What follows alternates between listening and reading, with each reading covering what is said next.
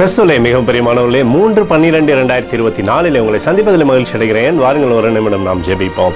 அன்பு தகப்பனே, இன்றைக்கு என்னுடைய பாதுகாப்புக்காக ஜெபிக்கும்படி என் தேவனுடைய சமூகத்தில் வருகிறேன். என் தேவனுடைய நிறைவும் அன்பும் ஆசீர்வாதம் முழுவதும் என்னுடைய வாழ்க்கையிலிருந்து செயல்படும்படியாக ஜெபிக்கிறேன். எல்லா பலாப்பநாசமாசம் விலைக்கு ஒரு நீங்கள் பாதுகாத்துக் கொள்ளுங்க.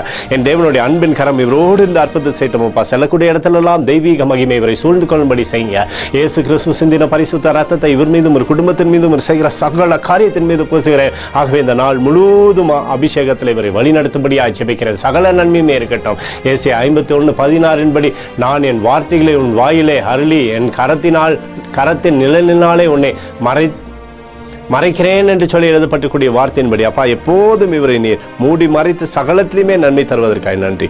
இயேசுவின் நாமத்திலே ஒப்புக்கொடு ஜெபிக்கிறேன் நல்ல பிதாவே, ஆமேன். பிரியமான ஜெப பங்காளரே, ஒரு நிமிடம் நம்ம இந்திய தேசத்திற்காகவும் ஜெபிப்போம். அன்பு தகப்பனே, 3/12/2024 தேசத்தின் நன்மைக்காய் ஜெபிக்கும்படியாய் உம்முடைய சமூகத்தில் வருகிறேன்.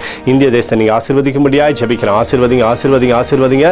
தேசமானது நன்மைக்குள்ளாக நிரப்பப்படும்படி நீர் செய்தல்லும்படி ஜெபிக்கிறபடி கோலும் கைத்தடியும் தேசத்தை தேற்றுவதாக நிறைவானது தேசத்திலிருந்து அற்புதத்தை செய்யட்டும் அப்பா.